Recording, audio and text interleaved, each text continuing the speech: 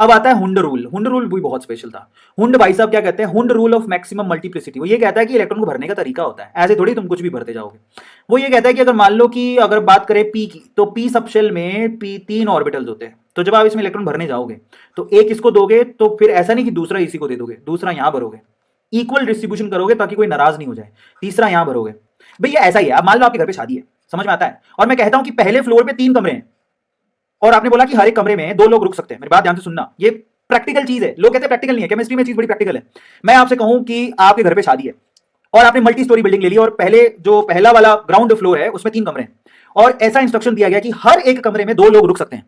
तो अगर कोई पहला आदमी आया तो वो क्या ट्राई करेगा? क्योंकि पहला आदमी आ रहा है तो वो ये ट्राई करेगा कि भैया चलो पहला रूम ले लो, तो आ जाएगा। अगर दूसरा आदमी आया, मेंटेलिटी देख रहा, अगर दूसरा आदमी आया, क्या वो गेट खोलने की कोशिश करेगा? हाँ, खोल के देखेगा, पर जब उसको पता लगा कि वहां पर कच्चे बनियान टंग रहे हैं, पहले से कोई आदमी है, तो क्या उस रूम में रुकेगा? नहीं, वो दूसरे रूम में जाएगा, वहां पर जाके रुकेगा। सही बात है, तो यार रुक गया। अब मान लो कोई तीसरा आदमी आया, उसने पहले वाले रूम में जाके झांक के देखा, उसको दिखा कच्चे बनियान सूख रहे हैं, तो आदमी रुका हुआ है। दूसरे वाले में गया, उसमें भी कच्चे बनियान सूख रहे थे, तो उसमें भी रुका हुआ है। जब तीसरे वाले में गया तो वो साफ सुथरा लगा, तो यहां रुक गया।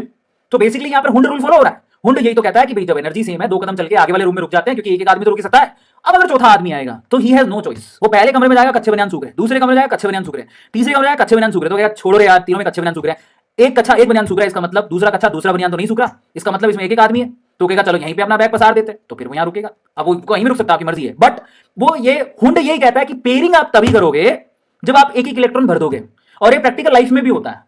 तो मैं प्रैक्टिकलिटी पे बहुत बिलीव करता हूं। तो ये जो फंडे हैं वो कहीं मिलेंगे नहीं आपको यूट्यूब पे, वो हमारे यहीं मिलेंगे, स्पेशल अरविंद अरोड़ा की क्लास में। समझ में आ गई? बड़ी प्रैक्टिकल चीज है, और आपको भी पता है कि ऐसा होता है। जाओ कभी शादियों में गई नहीं हो क्या तुम लोग? जाओ तो मालूम पड़ जाएगा।